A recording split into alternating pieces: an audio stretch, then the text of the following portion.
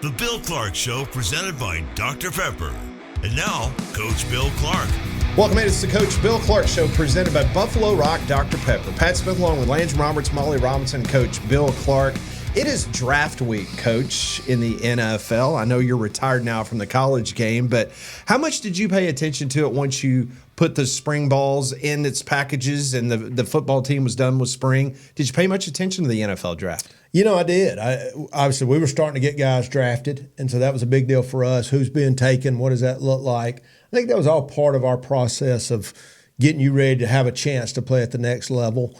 We were constantly, and I think we've talked about this before. If I said, "What do you do to help your kids get drafted?" I wanted to be the place the scouts love to come.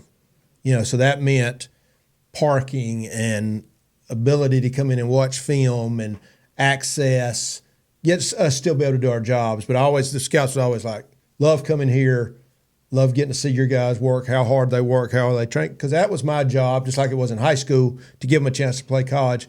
It was my job to give them a chance to play the next level if they could. I remember being in the football building and seeing the signs that you guys would put up and welcome so-and-so from whatever franchise it was. And it was actually really cool. Would the players know that those particular guys were there? Would you let them know? 100%. We wanted everything that could give them an opportunity. And that was how we tried to recruit.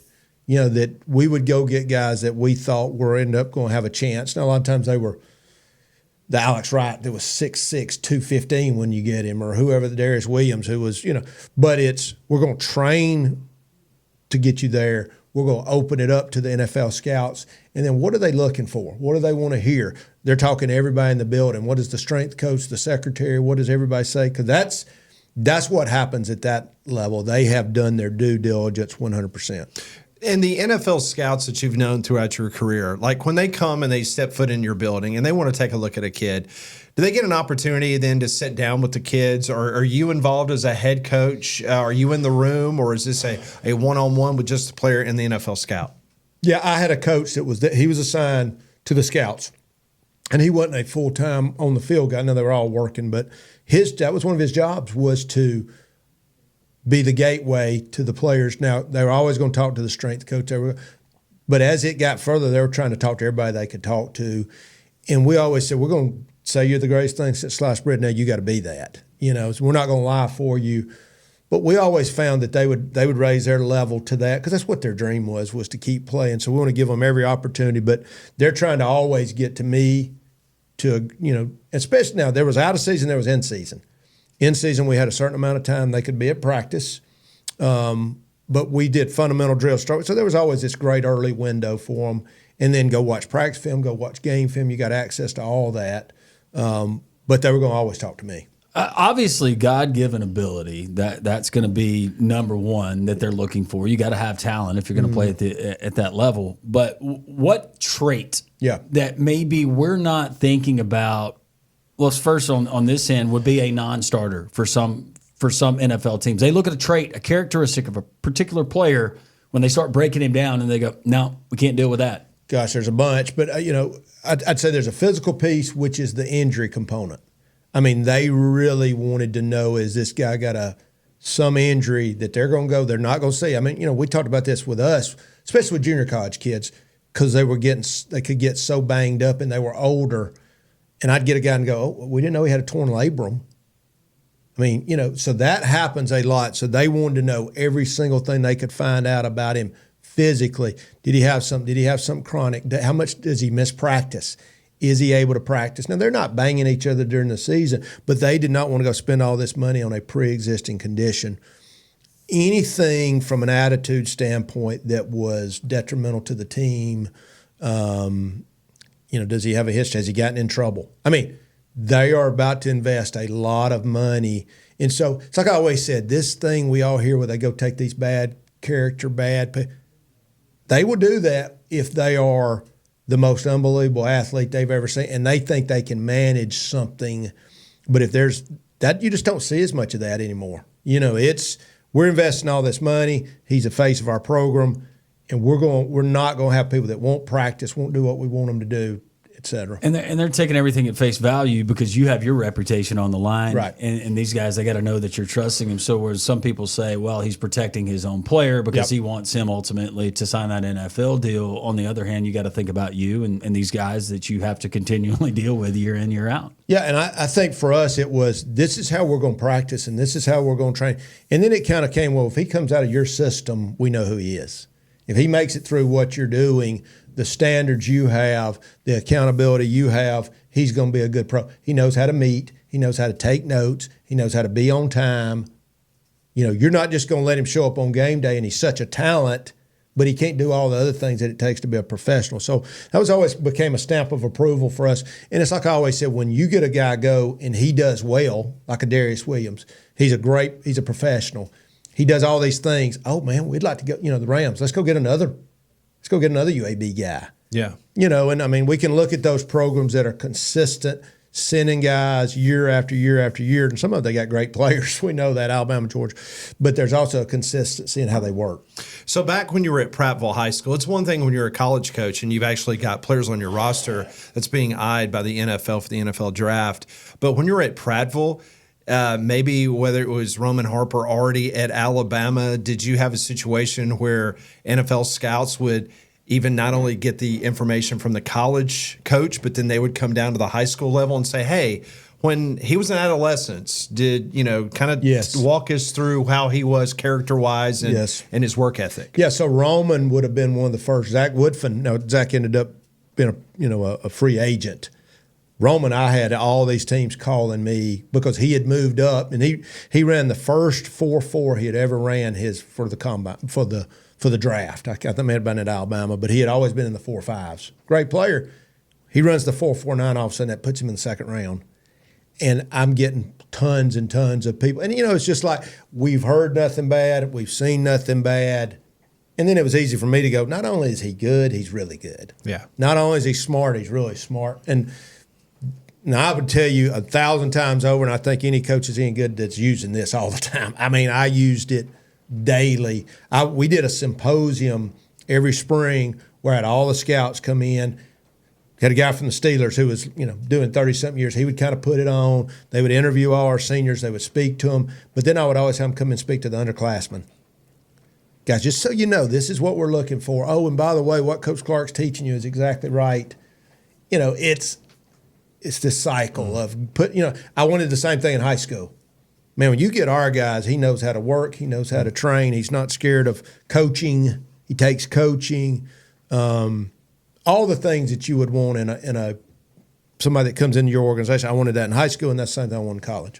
How often was it that you had a player, whether it was a player that signed an NFL contract or was drafted, I should say, or a free agent type deal, that you thought to yourself, great kid, loved him while he was here, there's no way he makes it in the league, and then he goes on and flourishes? I think there was probably a few of those that you said maybe you just wondered, could he handle the next step or the structure or whatever? And I've seen it happen. I've seen it, especially those guys maybe that the light bulb came off at the end. Maybe they had some issues, and I'm telling you, when you get, and I can say this because we had so many junior college players. That was such a mercenary world of just trying to get out. They didn't have facility. I mean, a lot of it was just bad high school ball. And to get all that out of them to say, and then to see them, and then they'd call me back, Coach, man, everything you told me, everything we did led to, and they're still playing, and calling me up saying, and that's when you love that. That's that success story that you go, man, it did work. That's the 25 or 30-year-old self that you were hoping for. Well, like you said, Coach, with these teams spending millions of dollars on these kids, you would think that they would do their due diligence, because I've had high school coaches tell me, and I'm not talking about first, second, or third round guys, but the NFL have had the scouts circle back to their high school coaches and just say, hey, let's sit down. I'd like to talk about when he was here and his work ethic and what did he do as not only as a student but also as a member of your football team. Yeah, I think because we can go look at the NFL and how many of them, that were 2 stars or late round draft choices that really that's probably the more predominant that have made it because somebody did their due diligence. he's not at Alabama or Georgia. He's at some, UAB or somewhere, a Jack State or maybe even a Samford. But they did their due diligence. They talked all this, and they found out, man, this is this great kid who developed late. Or what were those reasons that he ended up at the smaller school, and then there he is, and he's still playing because they did all the background checks. The startling thing to me, Coach, is you look at a guy that you followed his career at the college level, and he was a great college player. You thought, this is a can't miss. He's going to do really, really well. But then you see he gets cut, or he's been relegated to the practice squad. Yeah. Describe for the fans and for us as well, just how big of a gap that is in going from playing very competitive major college football to making an NFL roster. Gosh, there's so many pieces to me of that. One, who drafted him and who's already there. I see it so many times with this guy. When he was the superstar, now he's got to go in there and go to work all the time and or compete constantly, or he just gets in a bad situation at a team that just doesn't really fit him. But I think these other thing is the things, and my guys would come back and talk to me that everybody carries a notebook around. Everybody is just constant. They're not what you think. They're humble. They're listening. They're sponges.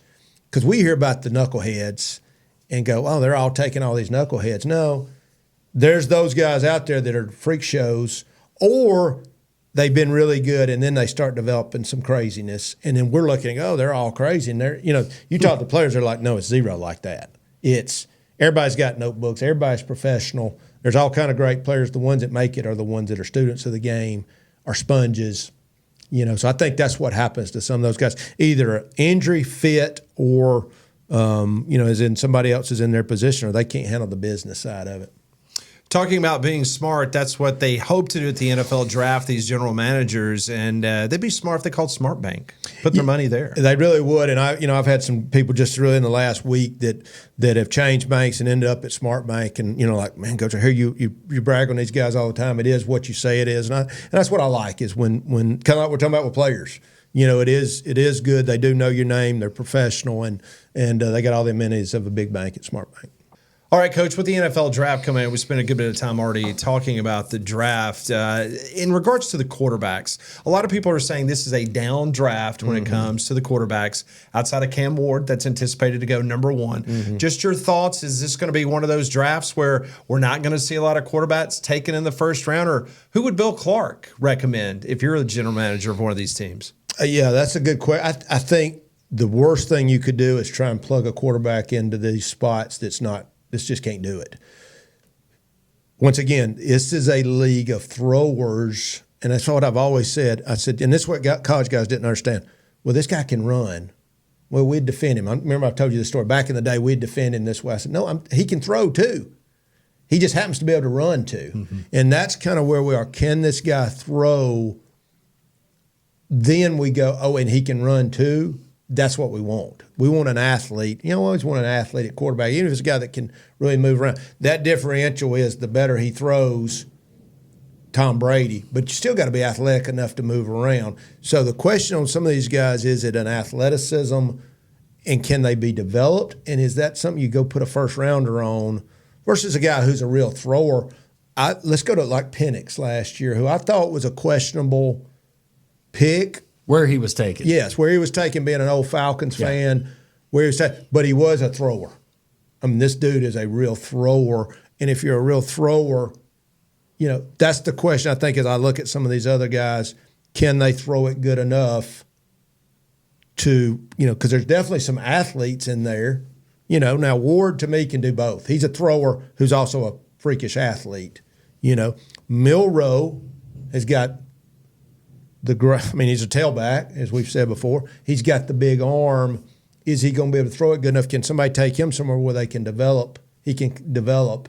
Or does he fit in a system kind of a la maybe a Baltimore where they're running their quarterback more? But, when you take that, I'm going to run him more in that league, them guys get hit. Through your experience, though, and we'll stick with the quarterback position, if they've been turnover prone, they've made quote-unquote boneheaded plays throughout their college career, how much – does that typically change in the NFL and correcting those bad habits? I don't, it's going to change some, but you think you're going to go out coach. He's had the heck coached out of him. Also, you got to compare how does he fit in base versus the competition he was playing. Were they better at all these other positions around him? I mean, there's just so many factors. I know that's not necessarily the exact answer, but I think turnovers, mental mistakes, some of that he can continue to grow on. Some of that's just who they are. I mean, so that's a big decision to make when you're making a quarterback. If you were going to compare though, and still sticking with the quarterback, but defenses, coverages, guys that he's going to be facing. If you're going to compare speed of the game, the college level, major college football to the NFL, if you had to compare it to something, the difference, what would it be? Yeah, I mean, I think it's according to where he played. You know, I mean, if he played at the elite of the elite, he's been in a world with great players, great schemes. It's like how you said when you were coming out of 7A football in Alabama. I mean, you've seen good players. You've been coached. I mean, you know, we were more college at Prattville than I was at South Alabama for years. You know, we had coaches and players and numbers. And so I think it's comparable to that. The only thing I ever say was he's surrounded by so many great players that it was them. You know, that he had this great cast of characters that were all Americans. It's a little bit different if you're over on defense or you're an O-lineman where it doesn't really help you other than winning games. But at quarterback, was he throwing it up to some receiver who made all that? I don't know. I think it's just it was what were the plays he made? Was it all? And let's just use Milroe. Was it mostly legs? Was it he threw it up to somebody who was just a better receiver than these other guys? And I'm not saying he's not. I'm just saying those are the factors I think people look at because he's truly probably one of the best athletes I've seen with the arm, with all that. But can you put it all together? Playing off something Landrum just asked you, and it has to do with, I heard someone this week mention, I would be more forgiving on Jalen Milroe for the mistakes he's made if he played at the FCS or a non-Power 4 school. But because he played at Alabama against top-notch competition, the errors that I saw him continue to make and not improve on, that gives me more pause than I would if he was an FCS or a group of 5 player. Do you agree with that or disagree with that assessment? I do think that's the question. I think that is exactly what I just said. If he was at, I don't say less coaching, but they have so much coaching, so much film. So now he's also playing against good players. So, you know, some of these guys in the FCS are dominant, but the D lineman can't catch them. The secondary is not as good. So I do think there's a sliding scale for that.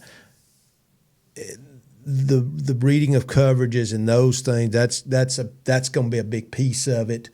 And that's what I said, when you take a quarterback and say, we're going to make you a system quarterback, which is I'm going through this progression and that progression and that progression. First, it's throw it or take it down and run it. That's a whole different thing. That system has to be built around that. You know, that it's what you can do in college, and maybe you can do it in pro, but you're going to have to have multiple quarterbacks because he's going to get hit. Is there a particular position group at the college level that you think there is less risk taking him at a certain round, certain pick than other positions? I think quarterback, that's a gamble, right? But and taking kicker and special teams off the table, what position group do you think usually what you see is what you get, and those guys end up having longer careers in the NFL? So we're saying, is there a place you could take guys in a lower range? I'm just saying position specific. While quarterback, you take him in a high. If you take an offensive lineman, is there less risk involved? Injuries always in play, but is there one that, from your experience, you've seen with those guys, usually it translates to a healthy NFL career? Yeah, I mean, I think O-line is one of those positions where it's the lower to mid pass, right? Because they're trying to go get these skill guys, and I think it naturally just knocks those guys down unless they're just the elite of the elite. So I think that's I've seen it, but I've seen that across the board in multiple positions when they go get the elite guys, and then there's other guys at linebacker and O-line and that can fall but still play. So let me ask you about Travis Hunter, the Heisman Trophy winner. We were talking about it today on Three Man Front, where he, in the last 2 years at Colorado, he's played almost 3,000 snaps. Insane. On both sides of the ball. About a month ago, his people, they were telling NFL teams, don't draft me if you're not going to let me play both ways. So the question I asked the group, and I want to ask you, do you think Travis Hunter could play both ways and be successful at the next level in the NFL? I don't think so. I don't think so for long. I think he could do it some. I just think it's going to wear and tear on him, and that's what's going to happen. I mean, you're just going. I mean, he's almost played 3,000 snaps. Right. At a major college. It's what happens to running backs. In back-to-back years. Yeah, you're increasing the odds. I think there could be some of that, but I think why? You know, and you're going to end up wearing him out. The problem, anytime I take a guy and he's already telling me what he's going to do, you know, that immediately crawls a red flag. Wait a second, that's a red flag for you at when a high school kid came in here? He's just confident, Coach. Yeah, and he's great. And you won't. Did that happen a lot? No. I mean, did you set it straight with the recruiter, or if you met with them and if they? I think that. Well, I say that. I mean, it's not that you go in and start nixing guys immediately. It's granted there's a talent level that. Okay, I'm going to listen to a little bit more of this. I can hear Coach calling Bryant Vincent in his office going, yeah. That hot-headed quarterback that thinks he's going to start on day one? Yeah. Pull that off. But we also like confidence. Yeah. You know, I think there's a guy like him who has backed it up, right. And you appreciate that. And it's like I said, and of course, this was always back from my dad growing up. It's like, okay, you want this guy to be great. He's got to have some confidence. You know, we're not going to break him. And I didn't want to break a kid, but it's like this. You're already telling me that you've got to play both ways. You've never played one pro snap in your life. Are we already going to have a problem? Or is that just talk for the media?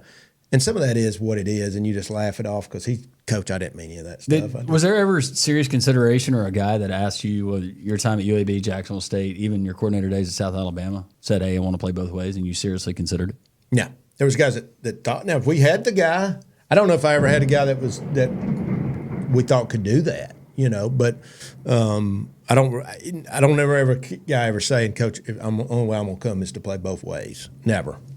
I had guys that could do I think that would probably be a short conversation, don't you think? I would love to be there for it. I think it's just the whole that you're coming in here already telling us. Dictating terms. You just already saying we got a problem. I mean, it's just – but this guy has done it. You appreciate the confidence. But don't you think it's more difficult now because you've got NIL involved?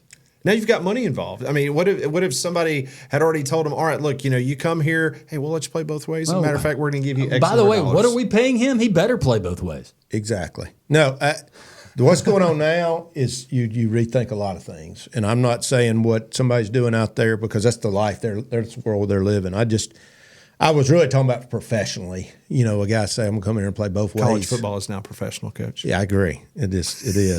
The mental picture, though, Pat, I'm just sitting here thinking somebody walking into Coach Clark's office and dictating terms and just imagining the expression and probably the response that you got. Just point to the door. Don't let it hit you.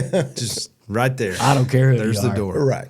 Well, the good news is that I saw Coach drive in the parking lot today. He got it washed. Yeah, you did. He looks good. The rain You is did. very helpful. Oh, it's Somebody the rain. said, "Oh, he got a new ride." I said, "No, it's the same one. He just got it washed. It That's usually right. looks great. Donahue Now it's a Chevrolet. solid black." Yeah, it looks Thank good. you, Donahue, for giving me a great ride. No, seriously, appreciate our guys, friends at Donahue, and sponsoring our show and all the way back to the fall. But more than that, they do a great job. We've got the great Chevy Tahoe and all the Chevy products that they have. So go check our guys out at Donahue. All right, Coach, we've got spring wrapped up at Auburn at Alabama. You've got UAB having a spring event coming up this weekend. As you think back on your days of closing out spring, what were some of the big check marks that you wanted as a head coach to get out of the spring for your football team that you would have said, okay, this was a successful spring for this team? Yeah, rule number one, can we be super physical, come together as a team, from the physical things that we need to know before we go into summer and not get injured. I mean, Lord, can we make it through this thing where and that's where I did. I mean, I was in the middle of, y'all were at practice. I mean, it's good on good. Every chance we get, and just try not to get these guys to kill each other because we were so competitive. So you'd go ones on ones, ones on twos, threes on fours, threes on three, trying to mix up who they were going against. What's the depth chart as much as we can decide right now? have a lot of physicality, but still protect them. That was what you're trying to come out of spring with. With having so much turnover though in roster, and it's different now with the portal and so many additions, in addition to guys graduating and their eligibility is expired. How do you really even know as far as team chemistry? Is that something you? It's different. Yeah, it's different, and I think now they've got these OTAs they can have. So you're going to go flip your roster, or you're going to lose guys. I think it would take. You might even take some steps back. But, I'm talking to a coach this morning, and he literally just lost 2 players this week he thought he was going to hold on to, and, the numbers are astronomical. I was so sick for him. He's tried to build his culture the right way. It's family. They're getting money. And, some of it's just money they can't turn down. It's just insane money. And, just heartbreaking for him, to having to deal with this and have invested all this time and resources in a guy. And these guys, people really didn't know who they were. And so this stuff, what's going on now, boy, is tough. You've gone through spring, you went through all these workouts, did all these things. You're penciling this guy in as maybe an all-conference type player, and then all of a sudden you lose him. Just, Well, all right, and going back to Nico. And now he's at UCLA. Yeah. But Nico being at Tennessee, Josh Heupel getting applauded for taking a stand for the rest of college football. But I ask you this: if Nico had performed better last season and was quote unquote in your eyes worth $4 million, would he have gotten that $4 million? Yeah. Oh yeah. Yeah, I think it just came down to he wasn't worth it in their eyes. Now the line that was crossed for me with anybody is when you start trying to hold me for ransom in a game. And that's when, I don't care who you are, for me personally, you would have to go. Because then you could do it anytime. Now, there's also been situations that nobody ever really came to light. This guy's got bad attitudes and bad. It's just, what was that level of blackmail? Yeah. You start trying to blackmail people. Well, you take the whistle and the headset off, then it becomes a personal thing, and I don't want to ever see you. That's right. So that made it easy. Oh, and by the way, you're not that good. But who is? That you're going to come in before a playoff game, and they know the truth of that, but it sounds like that's pretty accurate. Yeah. So we had a long discussion about that, I think, last week. It's just like, no. That's I hate to say it, and I like Coach Heupel, but it's not that's an easy. Yeah. Don't let it hit you on the way out type deal. Now, my job was to have somebody in the wings. And that's where the question marks go, because I think they're already, once that happens, they're looking. Yeah, and you could tell that Tennessee was taken off guard because, they were having this conversation back in December, but by him going through the process, they did not get any other quarterback from the winter portal, so they were going full steam ahead in the spring, and up until that infamous Friday when he didn't show up for the walkthrough before the orange and white game, they thought that he was going to be good to go and everybody was be hunky-dory. When I tell you these guys are getting bombarded, them, their parents, anybody that can touch them by these agents, wannabe agents with real money or not real money. And it's like the call where the coach says, this agent sends him this list of players and one of their own players are on the list. The agent he's not even smart enough to take this guy's picture off. And he brings the guy in. It's like, Coach, the guy called me. I swear to God, I never agreed to it. And I think it was the truth. This guy was using this guy's player to say who he could get. So he's trying to get an offer from somebody, then to call him up and say, I just got a $500,000 offer for you. You got any interest? Amazing. I had a guy, another good story. I had a coach shows up at players' homes in the same conference. One of the position coaches shows up at this coach's players' homes in their house. They're not in the portal. They film him. So the head coach is denying it. He's got him on the phone. He's telling him, your coach was at my guy's house. He's denying it. Hold on. Dude, let me send you this. Amazing. That's not shocking. But there was a lot of us saying it, but I, for one, let me tell y'all what's coming. This is what's coming. They were calling kids then when there were rules and no immediate eligibility. Unbelievable. With not the money. So it's, this was exactly what we thought, praying, literally praying there's something that comes out of this. So to the good, but that's just two or three little quick stories. There's a million. And we will continue all throughout the summer getting these stories. Canine Global Protection Group, Coach, one of our fine sponsors here on the show. Yeah, just those guys, one, veteran owned, and two, they're keeping us safe at ball games, events, got the dogs, and they can smell guns and bombs and all these things to protect us. So appreciate those guys. Also want to thank our good friend Jimmy Lee and all those great people over there at Dr. Pepper in Buffalo Rock, title sponsor of this program. For Molly Landrum and Coach Clark, I'm Pat Smith. Have a great week, everyone. This has been the Bill Clark Show, presented by Dr. Pepper.